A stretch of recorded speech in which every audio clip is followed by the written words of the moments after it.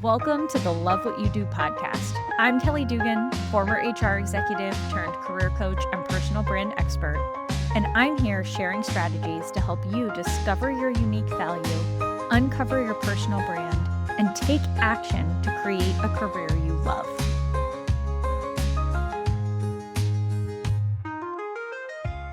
Today, I want to talk about a lie we have all been told. I know I've been told it, and I've actually believed it at certain points in my career, and I'm willing to bet you have too. Here's that lie. You're never going to love all of what you do. Work is work, and at the end of the day, you just have to suck it up. Does that sound familiar? I'll never forget the very first time that I was told this in my career. I actually started my career as a recruiting assistant. And I would do screening, interviewing, and pass on qualified candidates to the recruiters. And I guess my first clue that perhaps recruiting wasn't for me probably came when my perspective after each of those screening calls and interviews was, this person can absolutely do this job. With the right training and the right management, they can absolutely do this. I thought that 9 out of 10 times, probably 9.5 out of 10 times. But that kind of lack of discernment long-term doesn't really make for the best recruiter, unfortunately. However, it does make for a really great learning and development professional. So this was when I started to switch my career focus from looking into continuing down that recruiting path to understanding what a learning and development path could look like for me. How could I help build training programs and help people be the best they can be in their roles? And I started a traditional job search, but it wasn't long before the opportunity of my career came across my desk. And I had been working at WWE at the time, and they were at a point in their trajectory as an organization where they wanted to build a learning and development function internally for the first time. I still honestly pinch myself that I was given the opportunity to be able to build that learning and development program. It was, as I said, a true opportunity of my career. But there was a little bit of a catch. And the catch was that in addition to building out the learning and development program, I was also going to be overseeing compliance. Yes, good old HR compliance, making sure people have their new hire paperwork filled out, making sure those I-9s are filed, making sure the right OSHA postings were posted around the building in the right places. All of the things that get you just so excited to get out of bed in the morning. If you could tell from my sarcasm, it was not something that I was really looking forward to doing. It was not even something that I felt really qualified to be doing. And I started to voice those concerns. I was really honest that I didn't know that my value lended itself to managing compliance.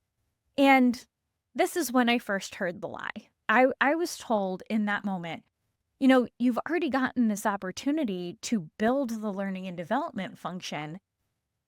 Just be happy with that. You're never going to love all of your job. Basically, just do the compliance work and sit down and be quiet. And I'm really honestly ashamed to admit this, but my first gut reaction was shame.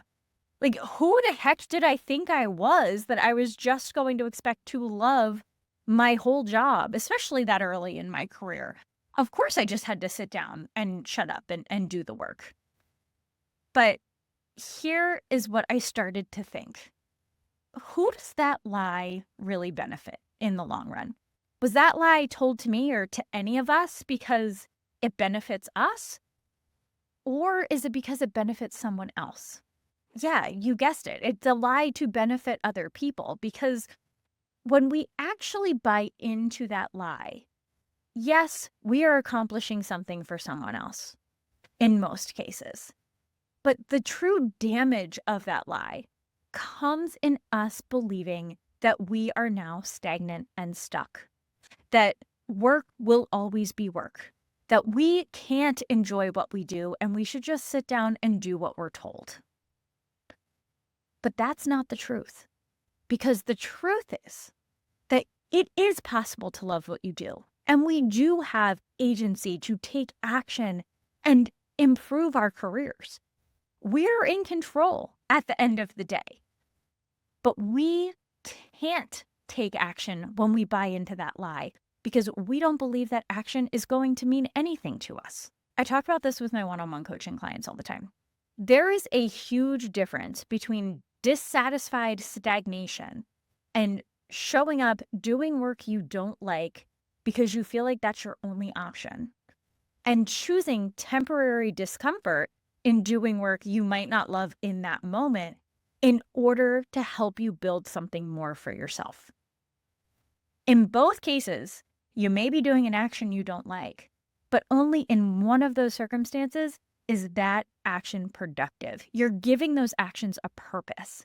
But in order to give those actions that purpose, first you have to believe that it is actually possible to love what you do so that you can make the most out of the work that you might find inconvenient and less enjoyable in the moment. So what did that mean for me in my compliance story here?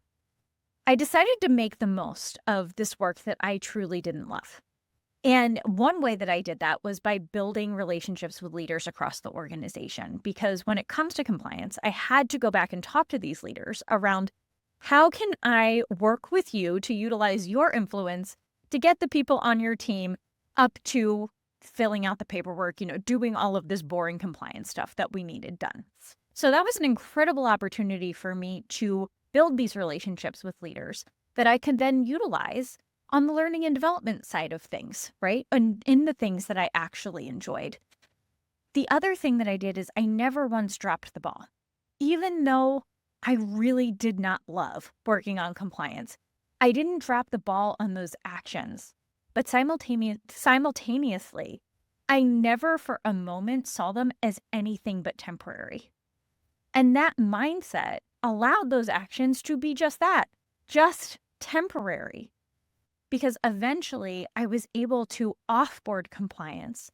I was able to double down on growing the learning and development function at WWE. And I was able to love everything about what I did in my job.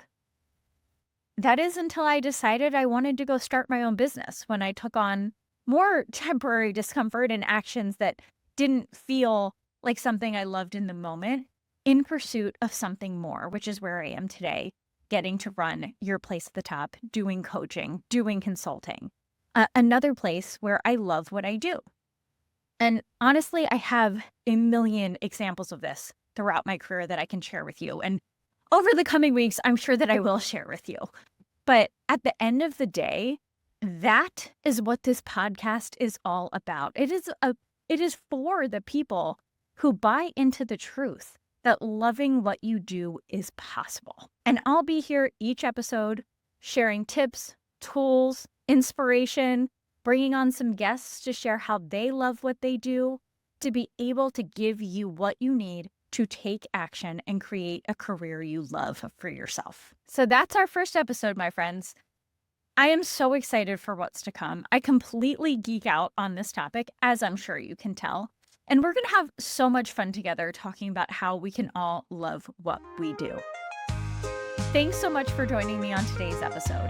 As always, if you're looking for coaching, support, or would like to submit a question, you can drop me an email at info@yourplaceatthetop.com. And if you enjoyed today's episode, don't forget to subscribe, share, and leave a review so this podcast can find its way to other amazing listeners just like you. See you next time.